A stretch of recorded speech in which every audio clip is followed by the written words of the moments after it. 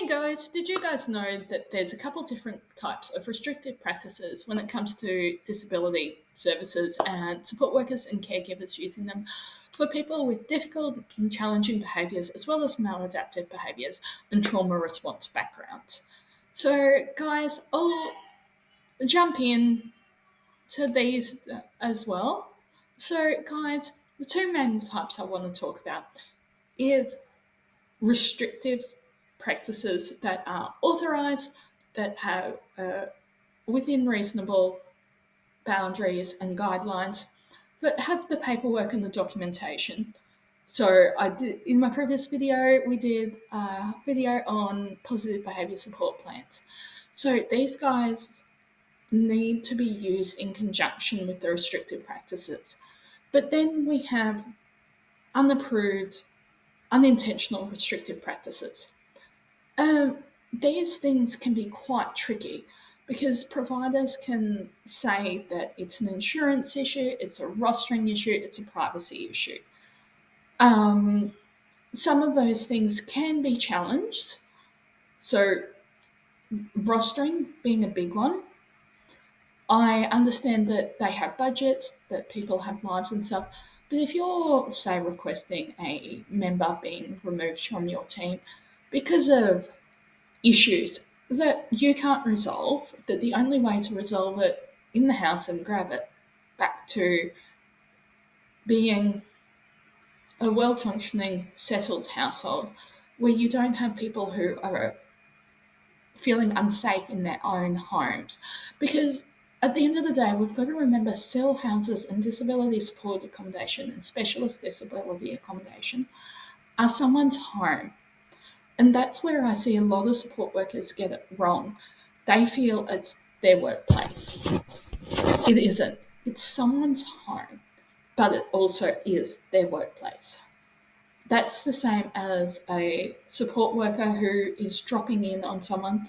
So there's different types of support. I do have a video in my NDAS playlist but I will be recording that one with a bit more updated information. So a support worker needs to be aware of what is an unapproved restrictive practice. So I talked about rostering.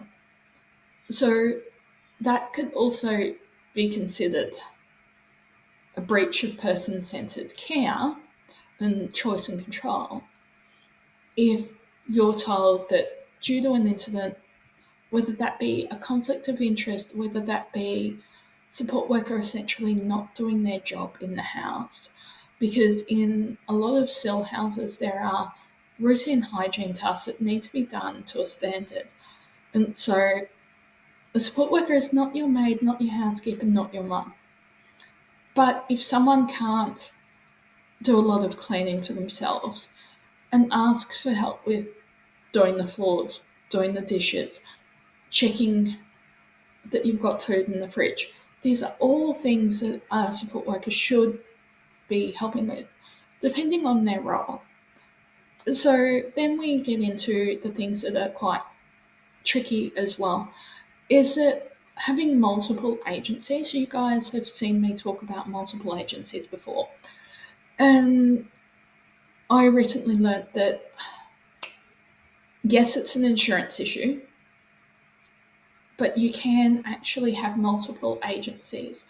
The way to get around the insurance issue is getting a copy of your care team, their blue cards, their yellow cards, and any other credentials, and sending it over to the housing facility.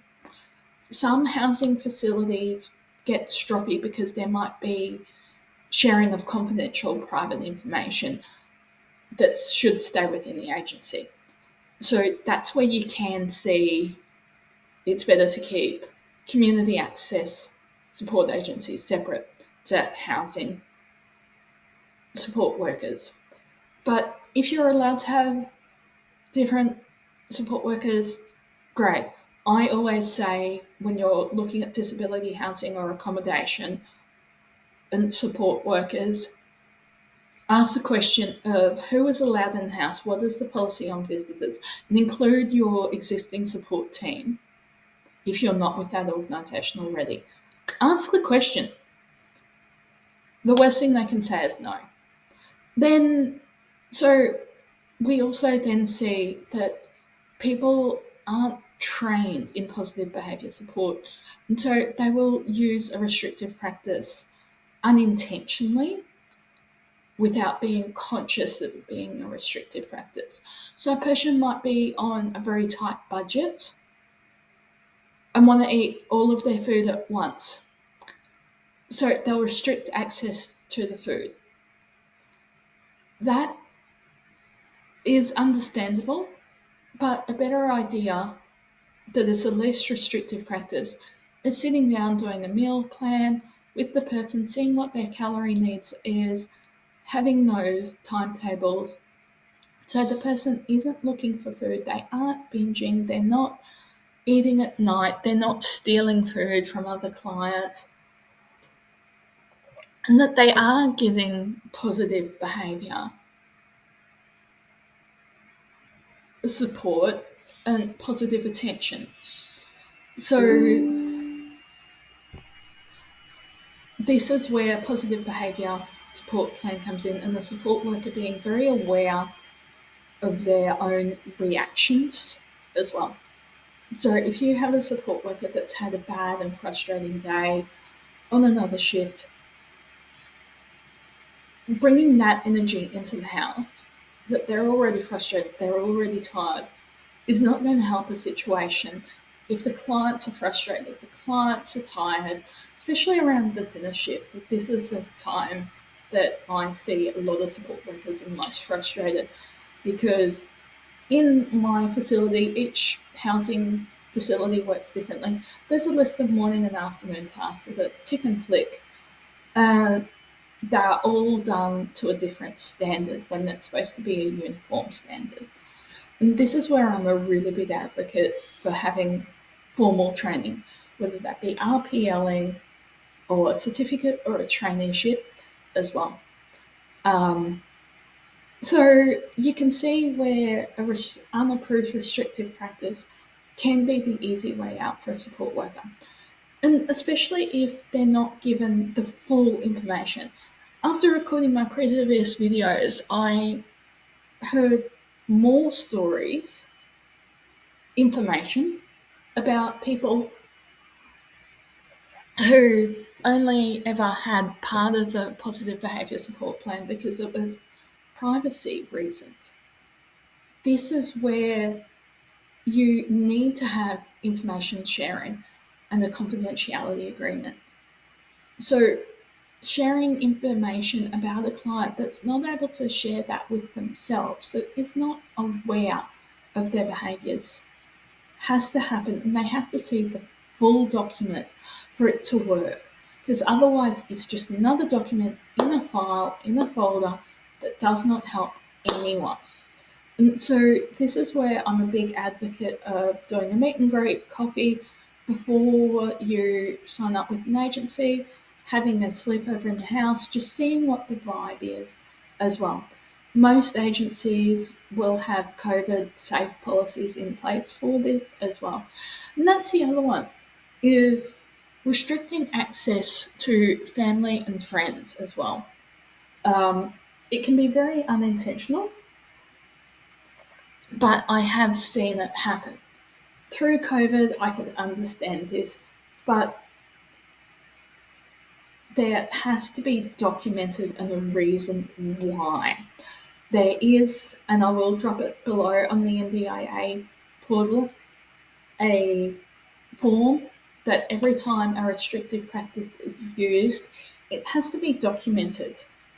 The reason has to be documented, as well as any incident reports have to be documented and sent to the NDIA itself. This is to eliminate the abuse and neglect and exploitation of people with a disability. Because unfortunately, even though we've had the Royal Commission, there are still providers that are doing and actively using unauthorised restrictive practices as well. And guys, I am working on a video about the restrictions in group homes that are absolutely horrific as well, and essentially them being held hostage and human trafficked for their NDIS funding, and they are being coerced into agreeing as well. So, guys, stay tuned for that one. And, guys, I know this has been a fairly heavy topic. I do have some lighter topics as well. But drop it in the comments below if you're a support worker, if you're a person with a disability, care for someone with a disability, have a friend with a disability in your life. What's your perspective on restrictive practices? Have you seen them used effectively? Or do you feel that we have more and better tools than restrictive practices?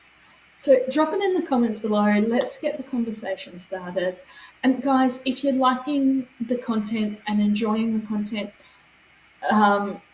trying to get to, let's go for it, trying to get to 60 watch hours by the end of July and 1,000 subscribers by the end of the year.